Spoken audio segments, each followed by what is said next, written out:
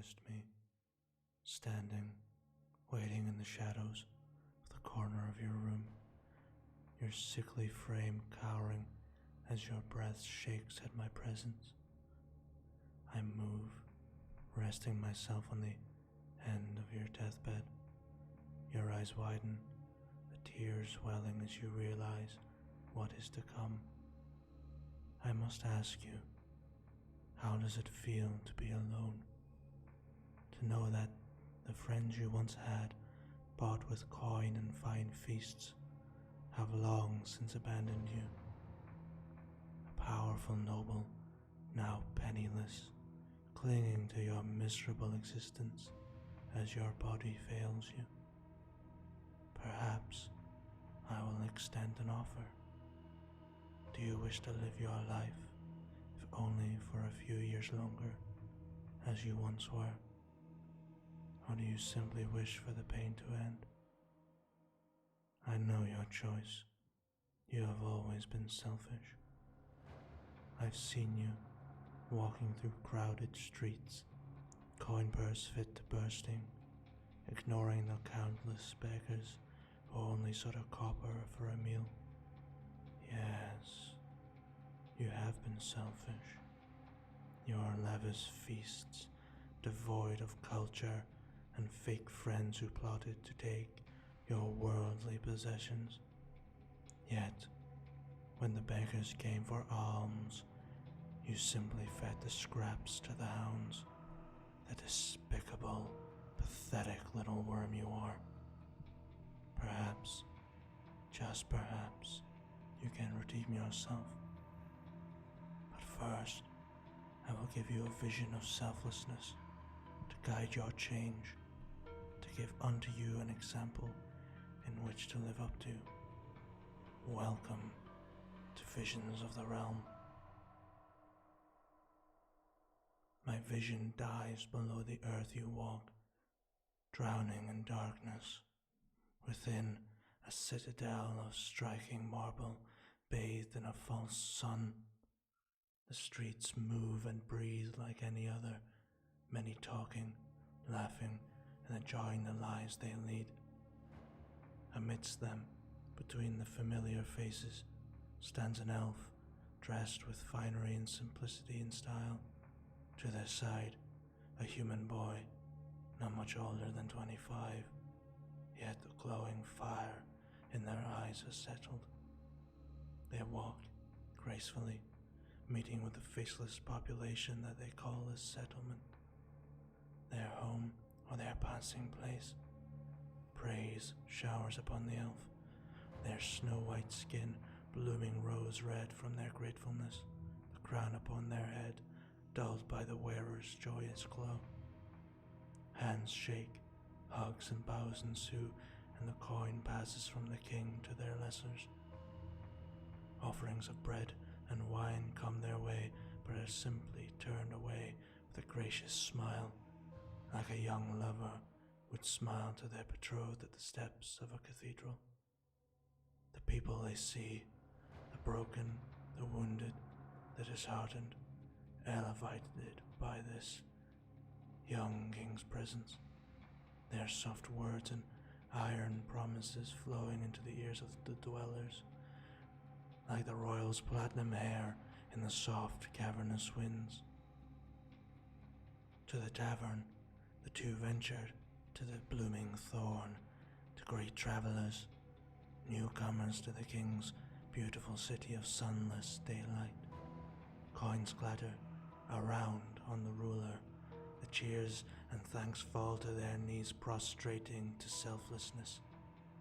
Yet I see amongst the uproarious joys, and hail sits a hooded figure, skulking amongst a crowded table, caring not for the king's presence, dagger pressed firmly in palm. Floating almost without effort, the king and his guard talk to the tavern's gracious patrons. Comes the time to the skulker's interaction, the bright, radiant elf blazing through the patron's dark, menacing aura. With a voice soft as silk, the king sought to the stranger's needs. Good morning, traveler. I see you have yet to enjoy a meal and a drink. Please, do partake. I have no need for the coin. A smile across the king's face fades, a dagger thrust towards it, their demeanor unchanged, unfaltered. A clash rattles the room. Silence falls. Dagger caught to sword before the king's face. Behind the cowled visage, I see the angered glare deepening into the elf's soul as if a hot knife to butter. The king shuffles, uneased, a glance to the insignia upon the assailant's cloak, revealing all. A sunless saint, an assassin. A swift motion, a flash of dark steel, blood spraying. The boy carved across the eye, blinding him. And once again, the blade plunges towards the king, who remains motionless, as if petrified, yet airs confidence. A crash of glass cuts through the solid air. The blade launched across the room, disarmed, fired through a drunkard's decanter of cheap wine. Grappled, the assassin finds themselves unmasked, a drow, young, impressionable, hair shaved in rebellious cause. The strong, gentle embrace of their target slowly drowning out consciousness into a sordid dream of oncoming war. Blackened out, the vision fades, awakened in blinking confusion behind the iron bars of a dungeon. The pale, spectral presence of the king and their lapdogs stand amongst the empty cages. I hear the kind words flow, apologies and understanding. If only they knew the situation that is to befall their golden city. Laughter, maddened, echoing through the voided halls of the weary prison. Grim smiles and bloody murder stared into the precious king. Smiles and scowls return, knowing their small victory. With a wailing cry, explosions ripple through the city, the cavern sky darkened by flame and ash. With expediency, the elf and their guard haste to the overlook, gazing to the encroaching forces of invaders, pouring from tunnels bored by large insectoid monsters. The streets filling with fear, howls of pain and streaked with innocent blood. A gaze between the king and the boy meet. The king's eyes wavered, sorrowful, as if they themselves felt every killing blow, every heartbreak of their people. The boy rushes away, disappearing towards the crumbling bell tower as the king stands woeful upon the overwatch, crown feeling displaced. In the distance, the small motion of the young human climbs the collapsing bell tower. With a sickening crack, an explosion rips through the structure, toppling it to the ground like a house of cards. With a toll of the crushed bell, the forces advance further, unstoppable against the defenseless city. Peace cut to the floor, innocence stained. Crashing down, the large oaken doors splinter, invaders quashing futile resistance as they advance on the throne room, fire blazing around them as bombs fly to the decorated walls. Defeat imminent.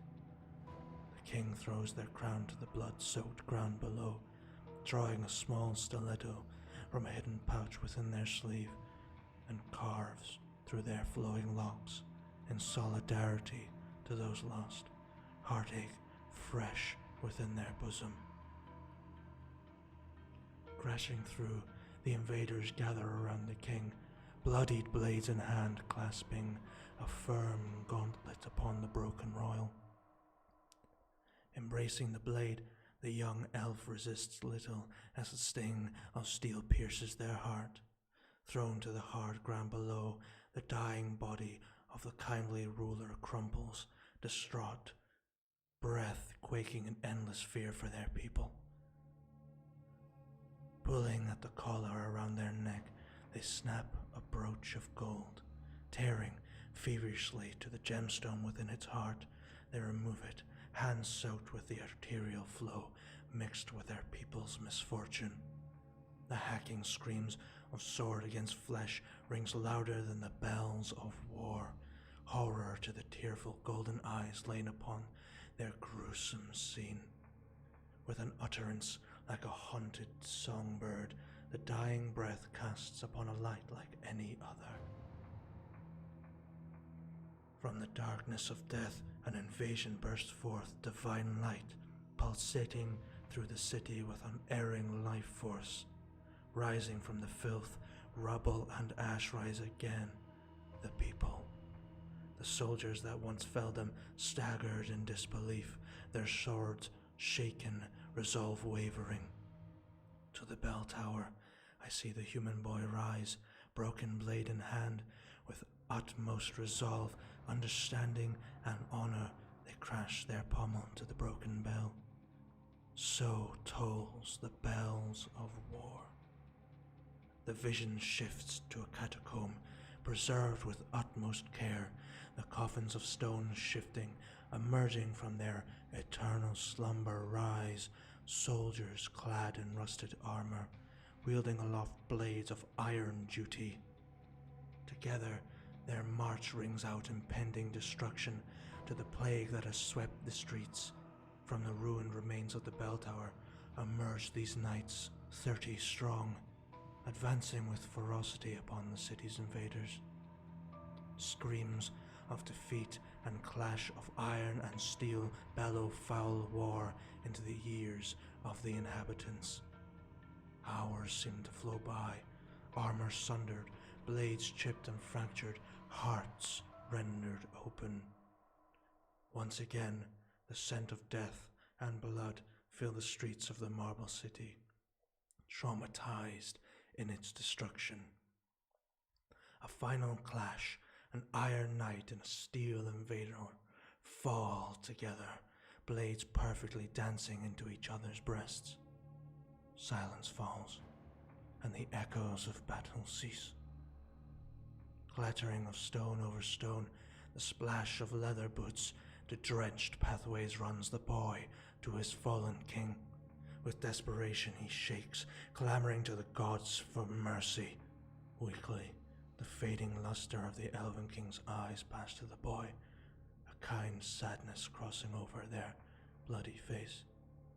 Your Majesty, please, hold on for but a moment. Help, help, he cries. The cries of aid beckon few. Gauze and spirits recovered, frantically, ungracefully the king's wounds seen to, if in vain. The local folk sob tears of remorse, the light surely an illusion of trauma. Flames of the dying battle glint and flicker against the shattered gemstone, gripped tightly in the dying king's waning grasp, the light ever fading.